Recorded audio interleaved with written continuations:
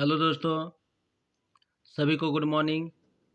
मेरे YouTube channel Dilip education centre में आप सभी का स्वागत है। आज मैं झारखंड डीएलएड पिछले वर्ष में पूछे गए कुछ महत्वपूर्ण प्रश्न जिनका मैं आज आप लोगों को सॉल्व करके मैं बताऊंगा। 8 प्रश्न पूछे जाते हैं, जिसमें से प्रश्न संख्या 1 अनिवार्य रहता है। बाकी आप उनमें से किन्हीं 4 को बनाना है, यानी कि कुल प्रश्न 8 रहेंगे। आपके एग्ज़ाम में 8 प्रश्न पूछे जाएंगे।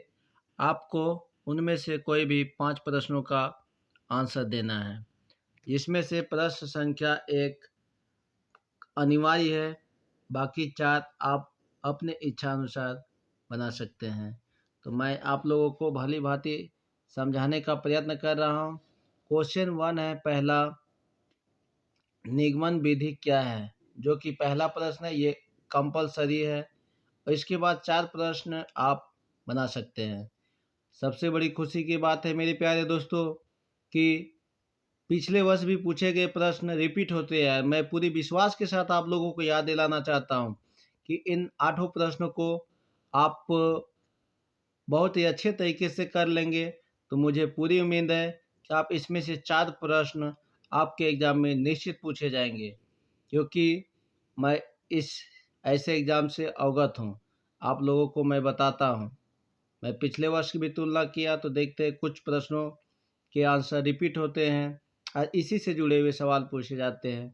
इसलिए आपको मैं भली भांति समझाता हूँ, ये सब बना लीजिएगा। तो चलते हैं क्वेश्चन की ओर। निगमन विधि क्या है? इसके गुण और दोषों को विवेचना करते हुए गणित विभाग में इसका महत्व क्या है? तो देखिए मेरे दोस्तों, प्यारे शिक्षकगण, ये पहला दूसरा थ्योरेटिकल है। इसके कारण से मैं शॉर्टकट में मैं समझा देना चाहता हूँ। फिर तीसरे नंबर के क्वेश्चन आप लोगों को भली भांति बताया जाता है, अभी मैं सॉल्व करके बताते जाऊँगा। तो ये आगमन विधि, देखिए सबसे पहले लिखना क्या है ये बड़ी मायने नहीं रखता है। क्या लिख रहे हैं ये बड़ी मायने नहीं रखता है। लिखना किस प्रकार है ये आपको मायने रखता है, ताकि कम से कम लिखावट में हम अधिक मार्क्स उठा सके। तो मैं तो यहाँ ऐसे बता दिया है। निगमन विधि क्या है? तो सबसे पहले आप निगमन विधि को हेडिंग देंगे, निगमन विधि की परिभाषा देंगे। यह एक ऐसी विधि है जो पहले ही नियमों या सिद्धांतों के बारे में बतला दिया जाता है। यानी कि शिक्षक पहले ही नियम कानून विधि के बारे में बता देते हैं, उसके बाद उदाहरण के तौर पर समझाया जाता है। यानी कि बच्चे, जैसे अगर कोई यह वह विधि है जिसमें शिक्षक पहले नियम सिद्धांतों को बता देते हैं, इसे निगमन विधि कहते हैं। और इस विधि को बताने के बाद कोई उदाहरण समझाया जाता है। जैसे कोई प्रश्न बताया गया, प्रश्न बताने के बाद क्या होता है कि प्रश्न बताने के बाद आपको उदाहरण बताया जाता है। तो ऐसे विधि को निगमन विधि कहते हैं। इसका फिर अलग से छोटा सा हेडिंग दीजिएगा, निगमन विधि के गुण क्या है? तो गुण मैं छोटा सा बता दिया है, ऐसे केवल आपको भली बात इसके बारे में समझना है कि इसमें शक्ति में बढ़ावा देता है। पहले ही जान जाते हैं तो इसके बाद कोई भी प्रश्नों को सवाल का जवाब देने में हमें बहुत ही अच्छी लगती है। दूसरा है कि सत्यता की जांच आसानी से होता है, सत्य की जांच आसानी से हो जाता है कि हाँ मैं ये प्रश्न को जानता हूँ, इससे हम लोग सेटिस्फाइड हो जाते हैं। तीसरा, समय की बचत होती है, इसमें किसी प्रकार की समय की बर्बादी नहीं होती है। अब है प्यारे दोस्तों दोष। इसका दोष क्या है कि रटने की प्रवृत्ति के विकसित होती है। पहले हम जान चुके कि इस विधि का नियम ऐसे होता है। तो इस विधि को नियम को प्रवृत्ति को रटने के लिए समझिए कि आराम से हम लोग जान जाते हैं कि इतना ही सीमित तक बनेगा, रट्टा मार देते हैं। दूसरा, ज्ञान अस्पष्ट से अस्थायी हो, जितना हम लोग जानते हैं उसी के आधार पे हम लोग सीखते हैं। तो ये हमारा पहला विधि है। निगमन विधि क्या है, इसके गुण तथा दोष क्या है। अब हम लोग चलते हैं अगला प्रश्न की ओर।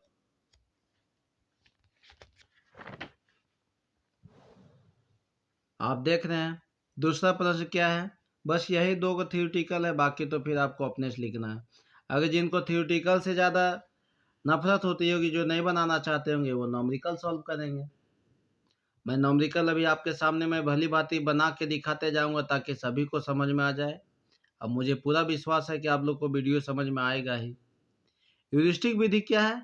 इसमें छात्र स्वयं नए नए विचारों को सोच समझकर मानसिक तनाव को दूर करते तथा विकास करते हैं। वाह! विद्यार्थी अपने बुद्धि ज्ञान के बल पर नए नए तकनीक बुद्धि को सोचते हैं, सोचने के बाद अच्छे अच्छे विचारों को बढ़ावा देते हैं। हो सकता है इसका गुण क्या है कि अपने से सीखे गए अच्छे ज्ञान को प्राप्त किए हैं, अगर इसको सीख जाएंगे तो उससे आगे ही विकास होता रहेगा। लेकिन दोष ये भी हो सकता है कि क्या गारंटी है कि छात्र उचित ही सोच विचार सीखेगा, गलत विचारों को भी अपना सकता है, जिससे कि वो भविष्य को भी बर्बाद कर सकता है। इसलिए ह्यूरिस्टिक विधि क्या है कि इसमें छात्र स्वयं से, खुद से, अपने से मेहनत करके, प्रयत्न करके, सोच विचार करके विधि को सीखते हैं। तो ऐसी विधि को हम लोग ह्यूरिस्टिक विधि कहते हैं। अब मैं अगले क्वेश्चन की ओर चलता हूं, जो कि मैं भली भांति आप लोग को समझाते जाऊंगा। अब है अगला प्रश्न 2, 6, 8, 12 का लसक ज्ञात के, जो कि बच्चा सवाल है, डीएलएड में पूछे जाने। सीधा सीधी लिखिए 2, 6, 8, 12, 16। देखिए लसक निकालते लघुत्तम समावर्तक, दो दीजिए, 2 का 2, 2 तिया, 2 चौके 8, 2 अठी 16। फिर देखिए 2 डिजिट दिया जा रहा है, फिर 2 से देते हैं, 2 दूना 4, 2 चौके 8। फिर 2 से देते हैं, 1, 3, 2 का 2 दूना। अब ये गुना कर देते हैं, एलसीएम बराबर 2 गुना 2 गुना 2 गुना 3 गुना 2, यानी 2 दूना 4, 4 दूनी 8, 8 या 24, 24 दूना 48। ये रहा आपका स्क्रीन पर 48 आंसर। ये भली बात है, आप लोग समझ जाएंगे, किसी तरह से कोई दिक्कत नहीं होनी चाहिए। अब ये मैं नेक्स्ट क्वेश्चन बताने जा रहा हूँ दोस्तों। ये क्वेश्चन को आप लोग थोड़ा सा ध्यान से देखिएगा, ये डिफिकल्ट है, लेकिन फिर भी मेरे रहते हुए आप लोग घबराइएगा नहीं, बिल्कुल ही आसान तरीके में मैं सॉल्व कर दूंगा। देखिए क्या कहता है, 3 के पावर -1 प्लस 5 का पावर -1 का पावर 2 गुना 3 का पावर 5 का पावर -1। देखिए भली भांति हम लोग क्या करेंगे, अगर 3 का पावर 1 है, 3 का पावर 1 है तो सीधा सीधी इसको 1/3 भी लिख सकते हैं, इसको 1/5 पावर 2 दिए, ये 3/5 है, 5/3 है, तो इसको 1 दे के 3/5 नीचे कर दीजिए, ऐसा भी हम लोग कर सकते हैं। अब 5 3 का लसल ये 15, ये हो गया आपका 5 प्लस 5 तिया 3, इसको स्क्वायर कर दिए। अभी 5 ऊपर चला गया, सॉल्व करने पर आता है तो 5 3 8 बटा 8/15 का स्क्वायर प्लस 5/3, ये हो गया 8 8 64 बटा 15 15 225 प्लस 8/3। 8 सॉरी, यहाँ हम लोगों का गुना था, हम लोग जोड़ दे दिए। ये सब गलती आप लोग नहीं कीजिएगा, मैं आप लोग को बता देना चाहता हूँ।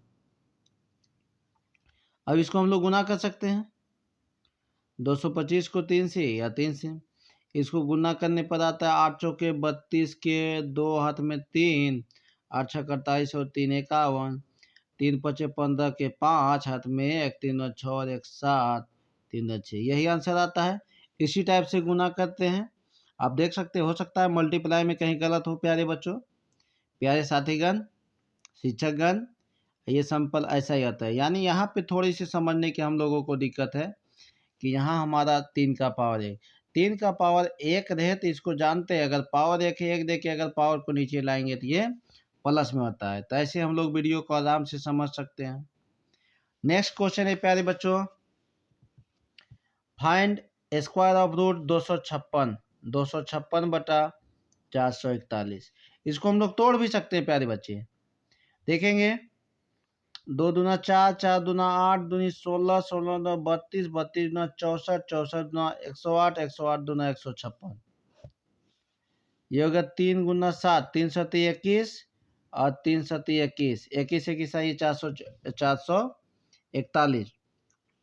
अब इसको तोड़े, 2 दूना 4, 4 दूनी 8, 8 दूनी 16, 16 दूनी 32, 32 दूनी 64, 64 दूना 108, 108 दूना देखिए फिर से हम लोग देखते हैं, 2 दूना 4, 4 दूनी 8, 8 दूनी 16, 16 दूना 32, 32 दूना 64, 64 दूना आपका हो गया 128 दूनी 256। ये तो समझ गए होंगे। फिर इसका 3 सत्ती 21, 21 तिया हो गया आपका 63, 63 सत्ते 441। तो दो दो का अब जोड़ा लगाना है, 2 2 2 2, ये 2 के बदले ये 2 के बदले, तो 2 के बदले 1 2, ये 2 के बदले 1 2, ये 2 के बदले 1 2, ये 2 के बदले 1 2, ये 2 के बदले 1 3, ये 2 7 के बदले 1 7। तो ये जो आपका रहा आंसर झलकता हुआ, तो 4 4 2 8, 8 2 16, 16 बटा 21। ऐसे भी आप लोग बचपन में पढ़े होंगे, 216 का हो जाता है, 256 का हो गया 16 21, 16 बटा 21, लेकिन आपको बता के भी दिखाना है। और ये आंसर थोड़ा सजा के लिखिएगा, तभी आपको स्क्वायर मिलेगा। अब नेक्स्ट क्वेश्चन है गुणनखंड, यानी कि are square minus 10r plus 21 कैसे गुणनखंड करेंगे हम लोग। अब हम लोग इसका गुणनखंड के बारे में सीखेंगे, यानी कि दोनों किनारे वाला, फर्स्ट सेकंड थर्ड मान ले तो ये दोनों किनारे वाला गुना करेंगे। कौन ऐसी संख्या लेंगे कि 21 से एक्स स्क्वायर आएगा, घटाएंगे तो 10 आ जाएगा। तो R square minus 7x minus R ले लिए यहाँ, माइनस 3r प्लस 21। यानी कि बच्चे मैं आपको बता देता हूँ, आप लोग नोट्स में फिर बनाइएगा, मेरे पास समय का अभाव है इसके चलते, लेकिन फिर भी मैं चाह रहा हूँ कि आप लोग को मदद हो जाए। समान चिन्ह में चिन्ह वही रहता है, 7 और 3 जुड़ जाता है, 7 ये गुना करेंगे 7 या 21, माइनस माइनस प्लस हो जाएगा। यानी कि दोनों का अलग कर देना, बड़ा हो गया, 2 भाई था दोनों अलग अलग हो गया। अब क्या करेंगे हम लोग, दोनों को अलग अलग घर दे दिए, 7r माइनस 3r प्लस 21, ये दोनों को अलग अलग घर दे दिए। समझिए कि शादी विवाह हो गया, इन लोग अपना अपना रूम चला गया। यहाँ से एक r बाहर करेंगे, r माइनस 7, फिर यहाँ से 3 बाहर कर दिए r, लेकिन ध्यान देंगे प्लस है, माइनस प्लस माइनस, 3 सत्ती 21 बराबर 0। यानी कि इसे हम लोग समझ जाएंगे, डब्बा के अंदर सही है तो हमारा हिसाब सही है। अब देखिए एगो r माइनस 3 ले लेंगे और एगो r माइनस 7, यहीं पर भी आंसर छोड़ सकते हैं। 8वीं कक्षा के बच्चों के लिए यहीं तक छोड़ सकते हैं, हालांकि ये डीएलएड में तो 8 तक ही होता है, लेकिन 10वीं कक्षा में फिर यहाँ आगे और चला जाएगा। r माइनस 3 बराबर 0 और एगो r माइनस 7 बराबर 0 आ गया, तो इसलिए मैं बता देना चाहता हूँ r बराबर 3, r बराबर 7। ये हो गया 10 क्लास हाई स्कूलों के लिए, लेकिन आपको ज़्यादा टेंशन नहीं लेनी है, आपको मिडिल क्लासेस में, मिडिल स्कूल प्राइमरी में ये 8वीं तक आता है, यहीं तक बना देना है। अब चलते हैं नेक्स्ट सवालों में बच्चे। अगला क्वेश्चन है 3y, आप देख सकते हैं 3y प्लस 4 बटा 2 माइनस 6y बराबर माइनस 2 बटा 5। आप बचपन में सीखेंगे क्रॉस मल्टीप्लाई, 5 को इससे कीजिए, 5 तिया 15y प्लस 5 चौके 20 बराबर 2 किससे कीजिए, माइनस 4 माइनस माइनस प्लस 2 छक 12y। अब देखिए y प्लस भी ये ही, मतलब एक जात को एक तरफ, 15y प्लस 12y इधर आएगा तो माइनस 12y, माइनस 4 ये प्लस 20 उधर गया तो माइनस 20, 15 12y गए 3y, समान चिन्ह में चिन्ह वही रहेगा, 20 और 4 24, काट दो तीन का, यानी y बराबर माइनस 8। ये रहा स्क्रीन पर आपका खेलता हुआ आंसर। मुझे उम्मीद है कि आप लोग को समझ में आता होगा, नहीं आता होगा तो कमेंट कीजिएगा। चलते हैं अब नेक्स्ट क्वेश्चन में। अब आप देखते होंगे सिंप्लीफाई, यानी गुना करना, 7n माइनस 8n का स्क्वायर, 7m क्या है माइनस 8n क्या है, दोनों का स्क्वायर, यानी a माइनस बी का whole square plus 7m plus 8m का होल स्क्वायर। ये a माइनस बी का होल स्क्वायर में टूटेगा, प्लस ये 7m प्लस 8m का होल स्क्वायर में।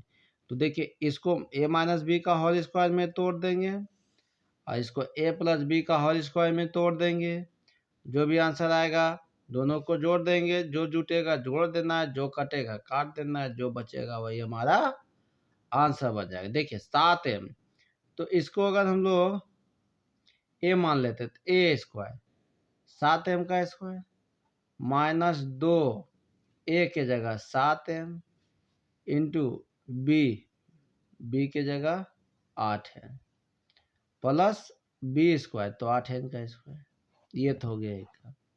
अब एक बाबू का हो गया a स्क्वायर, तो 7m का स्क्वायर प्लस 2 a के जगह 7m b के जगह 8m प्लस b स्क्वायर, तो 8m का स्क्वायर।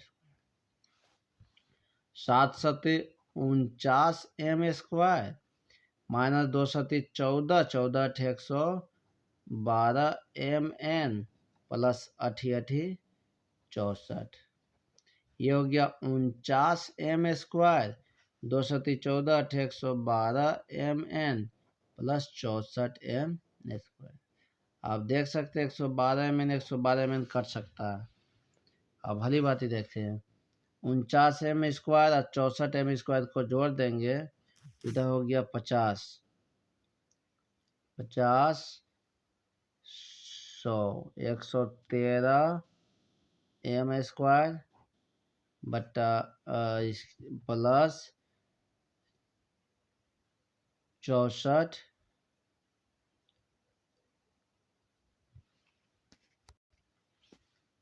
देख सकते हैं बच्चे 49m square minus 112mn 64n square plus 49m square 112mn plus 64n square. यहाँ थोड़ा सा क्वेश्चन गलती हो गया था, सॉरी। अब देखिए बच्चे 49m स्क्वायर और 49m स्क्वायर यानी 98m square 64n square 64n 60 60 120 128 n square, यही आंसर आएगा। यानी कि प्यारे साथी शिक्षकगण, अगर कहा जाए तो यहाँ a माइनस बी का होल स्क्वायर में तोड़ना है और यहाँ भी a प्लस बी का होल स्क्वायर में तोड़ना है।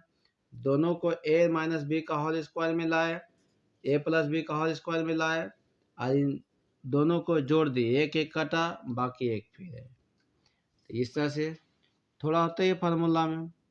अब ये नेक्स्ट क्वेश्चन है 5x³ minus 15x square plus 25x bye 5x। देखिए ऐसा अगर क्वेश्चन आए तो एक नया ट्रिक बता देता हूँ मैं, नया ट्रिक मैं बता देता हूँ, भाग देकर भी बनाइएगा तो वैसा ही आता है।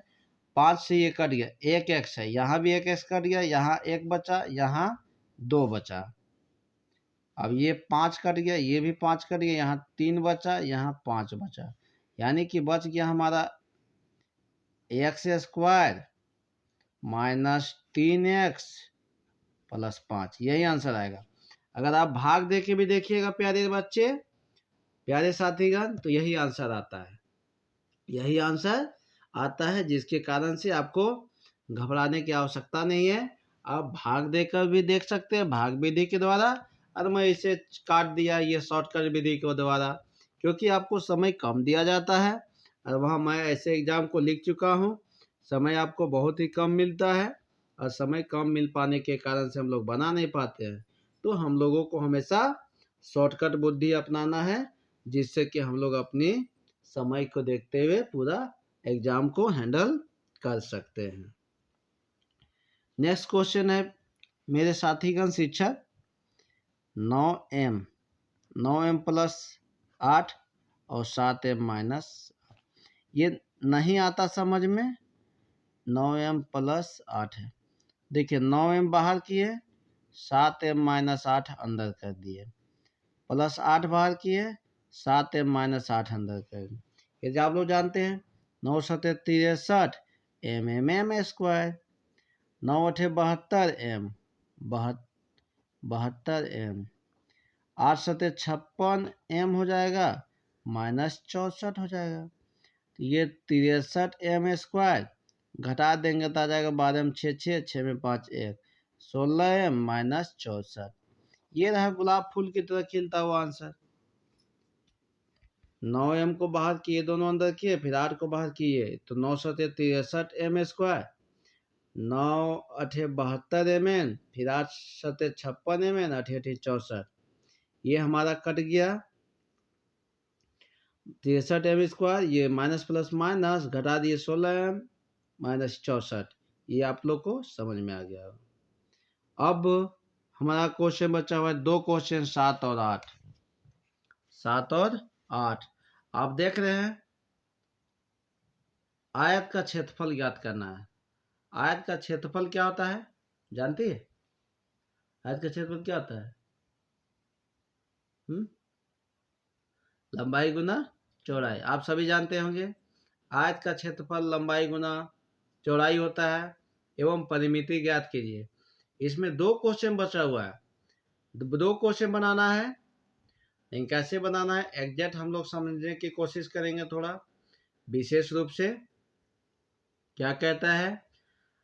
आयत का क्षेत्रफल ज्ञात कीजिए एवं परिमिति ज्ञात करना है।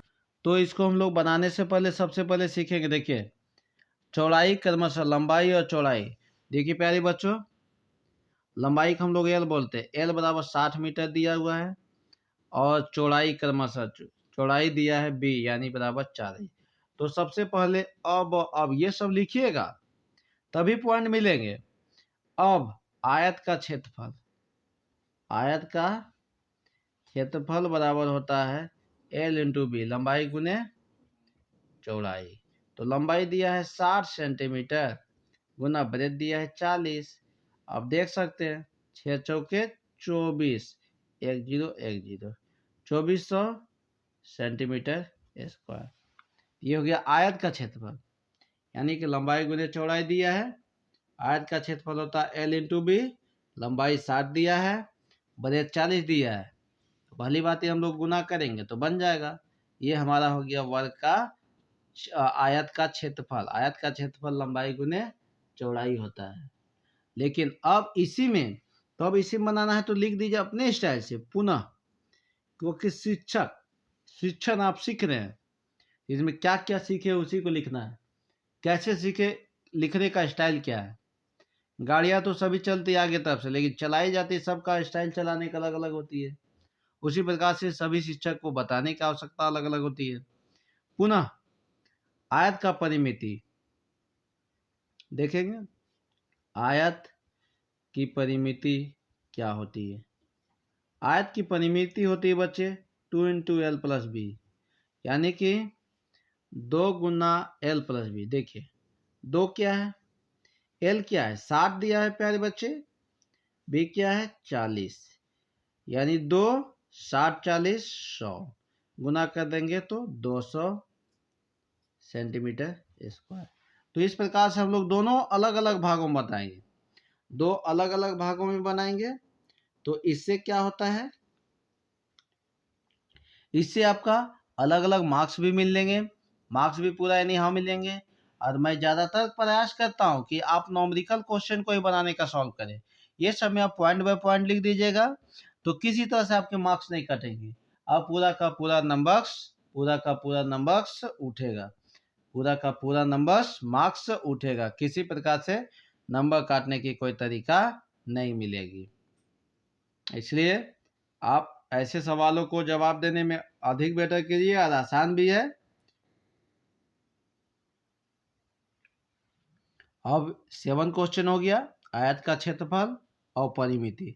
तो ऐसे प्रश्नों को जानने के लिए सबसे पहले हम लोग को फार्मूला भी याद रखना होगा, आयत का क्षेत्रफल क्या है और परिमिति क्या है। ऐसे सवालों का जवाब हम लोग भली भांति सीख सकते हैं।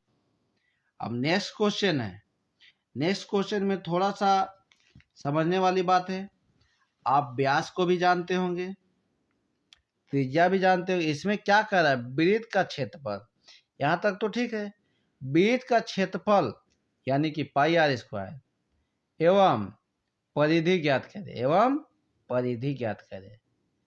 यानी 2 क्वेश्चन इसमें भी है, वृत्त का क्षेत्रफल ज्ञात करना है और परिधि ज्ञात करना है। तो वृत्त का क्षेत्रफल क्या है, परिधि क्या है, इसके बारे में आज हम लोग जानने का प्रयत्न करेंगे तथा सीखेंगे। और यहाँ जिसका व्यास दिया 28 सेंटीमीटर। देखिए इसी में बच्चा का दिमाग कंफ्यूज हो जाता है कि वृत्त का क्षेत्रफल होता है पाई आर स्क्वायर, हमको आर चाहिए और यहाँ व्यास डी दे दिया है। लेकिन घबराने की आवश्यकता नहीं है, बहुत ही आसान से मैं प्रश्नों को सॉल्व करके बता रहा हूँ। अभी आपका यहाँ व्यास दिया है, व्यास यानी डी, व्यास को हम लोग डिनोमिनेटर बोलते हैं, डी बराबर 28 दिया है। और चूंकि हम जानते हैं डी बराबर आर बाय 2 होता है, यानी व्यास बराबर त्रिज्या बटा 2, त्रिज्या बराबर व्यास बराबर त्रिज्या बटा 2, इसीलिए डी बराबर आर दिया है, ये सॉरी डी बराबर आर बटा 2 होता है। तो हमें निकालना है आर त्रिज्या, तो क्रॉस मल्टीप्लाई कर दे, आर एक का आर बराबर 2d, यानी कि बच्चे ये व्यास बराबर त्रिज्या बटा 2 होता है। तो हमें व्यास दे दिया, त्रिज्या निकालना है, तो त्रिज्या का त्रिज्या यानी कि आर का आर बराबर 2d। और देख सकते हैं आर बराबर,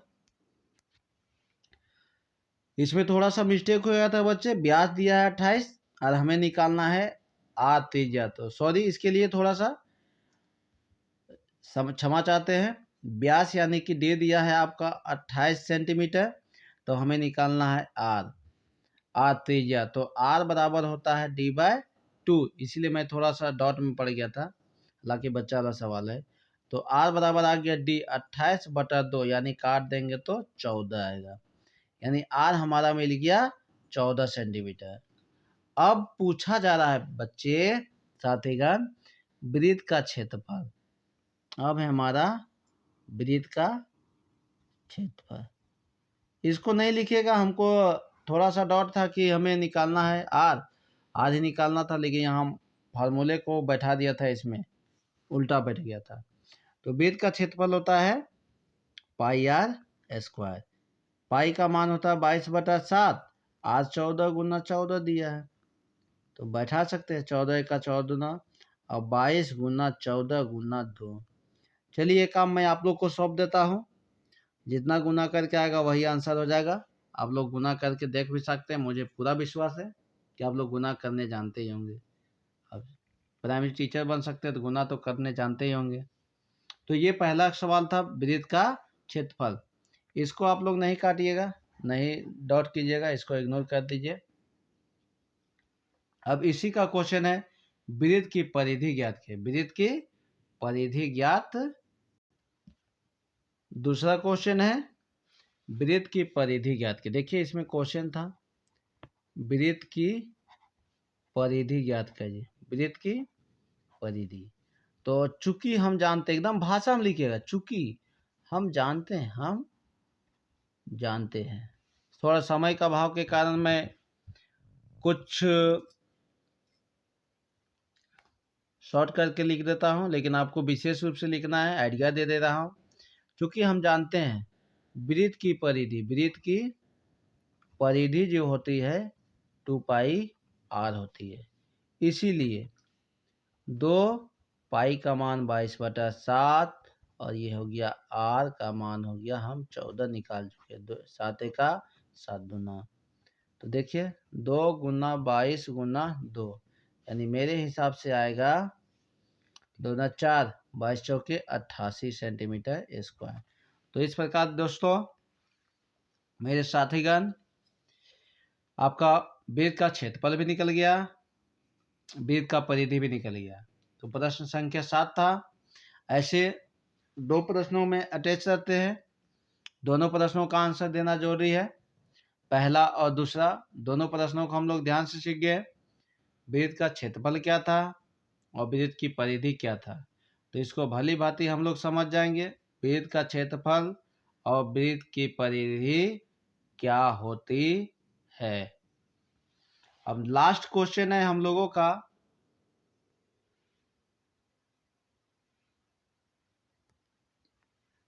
लास्ट क्वेश्चन है मेरे साथीगण वर्ग का क्षेत्रफल एवं परिमिति ज्ञात किया जिसकी भुजा 20 दिया है। कोई एक वर्ग है, कोई एक हमारा वर्ग है, मान लीजिए इसकी भुजा 20 दिया है, तो हम लोग भली भांति जानते हैं वर्ग का क्षेत्रफल भुजा स्क्वायर होता है, और वर्ग का परिमिति 4 गुने भुजा होता है, 4 गुने भुजा होता है। तो इसको हम लोग सबसे पहले सीखेंगे, यहाँ लिख डाले कि टॉपर बनने के लिए वर्ग की भुजा बराबर 20 सेंटीमीटर, ब्रैकेट में लिख दीजिए दिया है। ये नहीं भी लिखिएगा चलेगा, लेकिन टॉपर बनने के लिए हमें तो लिखना ही पड़ेगा। अब ये वर्ग की भुजा 20 सेंटीमीटर दिया हुआ है, इसीलिए वर्ग का क्षेत्रफल भुजा स्क्वायर होता है। तो भुजा हमारा 20 दिया है, 20 का पावर 2 यानी 20 गुना 20 400 सेंटीमीटर स्क्वायर। एक तो ये आंसर आ गया, एक आंसर आ गया वर्ग का क्षेत्रफल भुजा स्क्वायर। लेकिन फिर अपने स्टाइल में लिखना है पुनः, यानी फिर से पुनः प्रश्नानुसार। यही सब टीचर देख के खुश हो जाता है। पुनः प्रश्नानुसार, फिर से प्रश्नानुसार क्या है? वर्ग की परिमिति, वर्ग की परिमिति, वर्ग की परिमिति जो होता है 4 गुना भुजा होता है। तो 4 गुना भुजा 20 है, 20 चौके 80 सेंटीमीटर स्क्वायर। तो भली बात ही आप समझ गए होंगे। ये आप छोड़िएगा नहीं, वर्ग का क्षेत्रफल, उसके बाद है पुनः प्रश्नानुसार, ये सब नहीं छोड़िएगा। यही सब टीचर को देख के लगता है कि बच्चा ये पढ़ाकू, यानी जो भी पढ़ रहा है पढ़ा हुआ है। ये सब पॉइंट बेसिस पे लिखिएगा। जब हम लोग लिखे करते थे एग्जाम, तो भली भांति बहुत अच्छे से समझ में आता था, ऐसा लिखने के लिए बताया जाता था, इसलिए मैं आप लोग को बता देता हूँ। अब हम लोग आसानी से समझ सकते हैं। 8 का ए प्रश्न था, अब इसी में बी, ए और बी दोनों करके दिया हुआ है, जो कि अब हम लोग समझ सकते हैं। अब है, आप देख सकते हैं, सिद्ध करें कि त्रिभुज के तीनों कोनों का योग 180 डिग्री है। बहुत ही मजेदार क्वेश्चन है मेरे हिसाब से, और मुझे पूरा विश्वास है कि आप लोगों को भी पूरे मजेदार के साथ वीडियो समझ में आता होगा, क्योंकि मैं कोई देख कर नहीं बता रहा हूँ, मैं अपने जुबान से भली बातें ये मुझे याद है, जो कि मैं 10-12 को भी पढ़ा रहा हूँ अभी। ये छोटी चीज़ें देखें कि मुझे दिक्कत हो रही काफ़ी बच्चों को, तो यूट्यूब चैनल में कभी कुछ कमेंट भी आया था कि नहीं सर अगर होता तो आपके पास उपलब्ध होता, समय मिलता तो बता देते, जिसके कारण से मैं समय निकाल कर थोड़ा थोड़ा ट्रिक दे रहा हूँ। अब चलते हैं लास्ट क्वेश्चन में, सिद्ध करें कि किसी त्रिभुज। तो सबसे पहले एक हम लोग त्रिभुज बनाते हैं।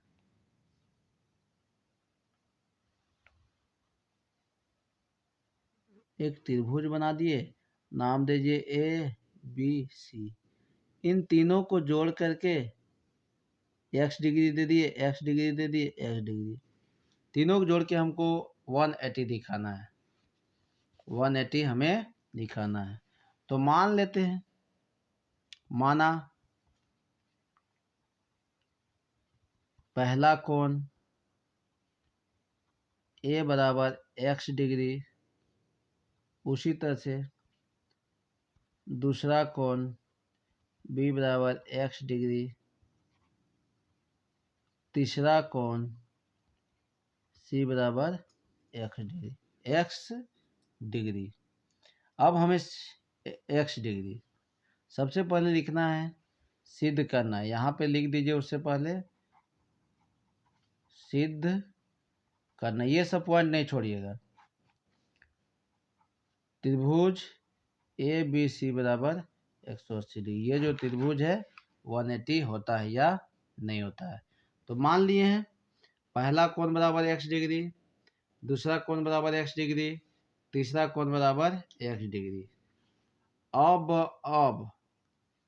अब लिख दीजिए टॉपर बनने के लिए, तीनों कोणों को आपस में जोड़ने पर, यहाँ तक तो समझ ही गए होंगे। तीनों कोणों को आपस में जोड़ने पर, देखिए तीनों कोणों का अगर हम लोग जोड़ते हैं तो x plus x plus x, तीनों कोणों का योग होता है 180 डिग्री। ये 3x हो गया, 3x बराबर 180। तो x बराबर 180/3 काट देंगे तो x बराबर 60 डिग्री आएगा। इसी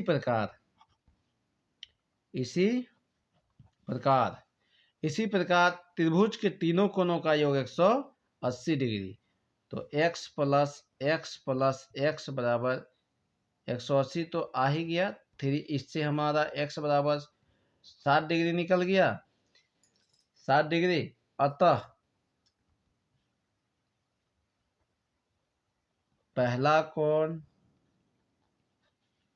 प्लस दूसरा कोण